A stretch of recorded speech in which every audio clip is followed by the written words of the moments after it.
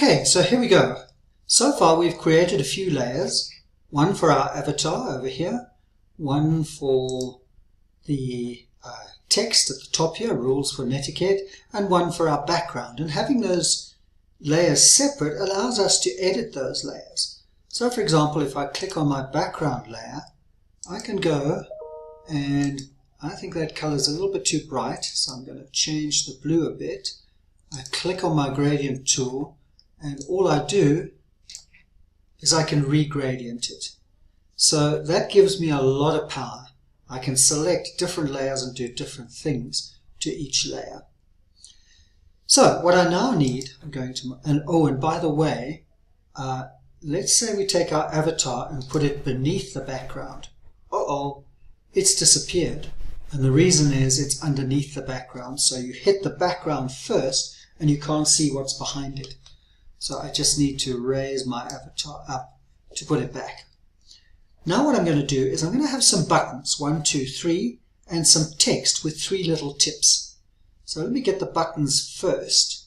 So I need a new layer, and I'm going to call this one button 1.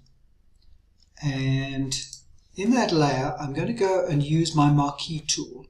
So underneath the movement tool, I've got the marquee tool, and I can have a rectangular or elliptical. I'm choosing elliptical, and I create a circular shape like that. I'm going to go into my colors and select a nice kind of red color, let's say.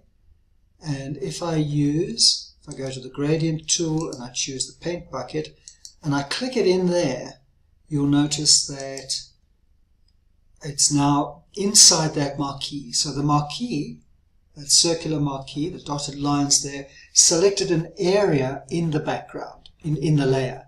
And because I clicked inside that, it has now created that kind of shape. So I can take that button, and let me just go select, and I go deselect. And you'll notice it's now make that kind of flat shape. If I wanted to kind of get that 3D effect, I could go click on the line and have the blending option. So I could bevel and emboss it. And I could choose things like contour. That doesn't seem to work that very well. Texture, give it a bit of texture. Give it a drop shadow. That seems to work quite well. So you can now see that I've just made it stand out a little bit. So that's button 1. I'd quite like to have 3 buttons that look exactly the same. So if I go right click and I go copy,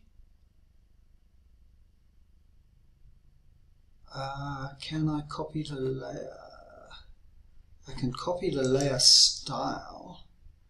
Sorry, this is the first time I'm using this in Creative Cloud.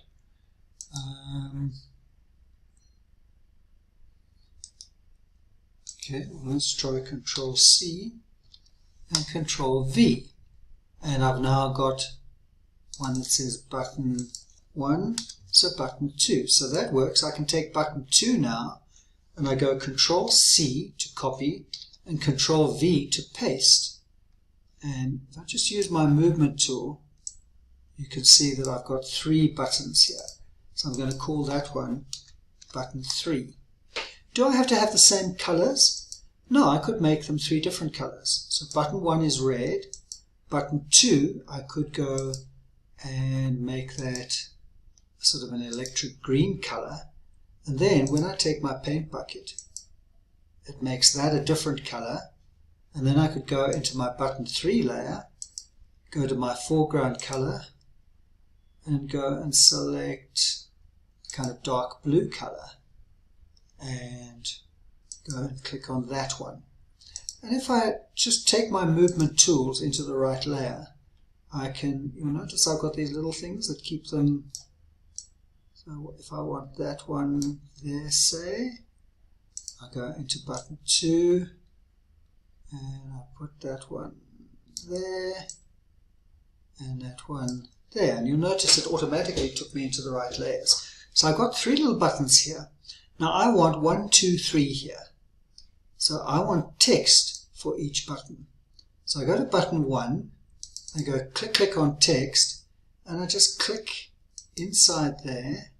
It's created it nice and big, but I would just want it to say 1, and I want the text color to be white.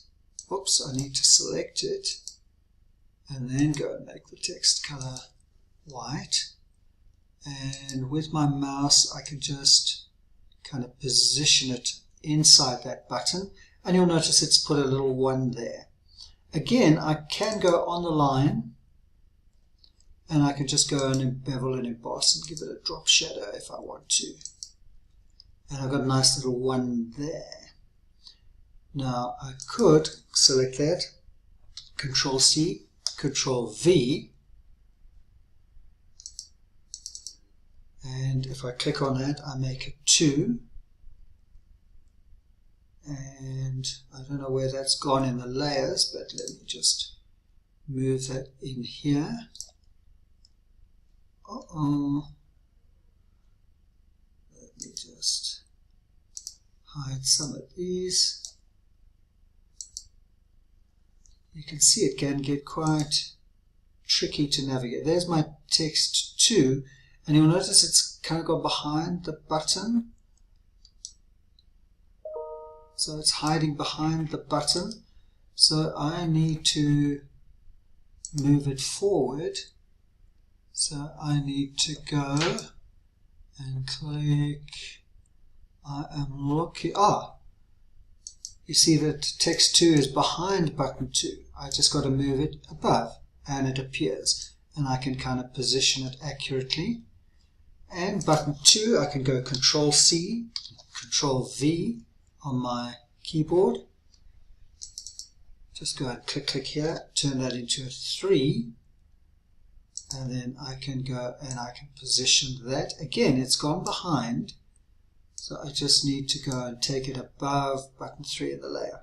So I've now got 3 little buttons, and now all I need is to put text in each one there. I'm going to just reduce each of these in size. They're showing the effects and everything for each one. So I'm just going to make them a little bit smaller because I'm running out of space. Perhaps I can up that a little bit. So I want to go to the very top, and now I'm going to put in text. So again, if I just click on text, click on the side here, I can go and select it, and then probably want to take the size down to about 18 or something like that, and just start typing in some advice. So don't use all caps. It's shouting, and I can just move that across. You'll notice the alignment is a little bit funny. So if I select it all and I want to line it up that way. Okay, so now I've got some advice there. And again, I can just go click on text. So I used, it's going to repeat the same size and everything, so that's quite good. So what other rules of netiquette do we have? So don't use all caps, it's shouting. Don't send large files by email. And I can move that across, and you'll notice it's created its own. Come on, move, there we go, and we just line that up. And then finally I click text again to create my third piece of advice, and this one is going to be don't send large files by email. What else shouldn't you do? Well, you shouldn't, so I'm going to put don't. Don't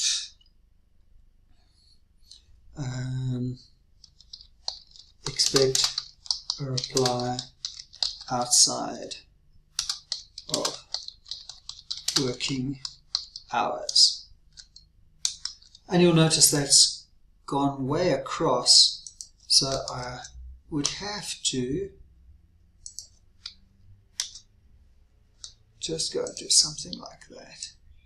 And then I just move it across. And now it's sitting behind my in front of my avatar. I could move everything up a little bit, but let's see if I can do something with my avatar.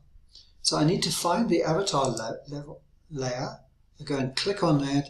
And if I just go Edit, Transform, Scale, then I can make her a little bit smaller so it doesn't interfere quite so much. Again, just click on the movement tool to apply it. So there's my infographic. How do I save it? Well, if I go File and I go Save, then it's going to give me options to save in the cloud. So if I save in the cloud, it'll be up there in the cloud, and I'll be able to, it also saves onto your computer. So it'll save onto my computer and it'll save on the cloud, and I'll be able to access it from the cloud. So I'm going to go Save to Creative Cloud, and I have to give it a name. So let me call it Infographic A. It seems to have added Untitled there. And let me move it across. So I've given it a title, and I can save it on my computer, and I can save it to the cloud. So I go Save, and if I go Save, if I go Export, you've got options. Quick Export as PNG.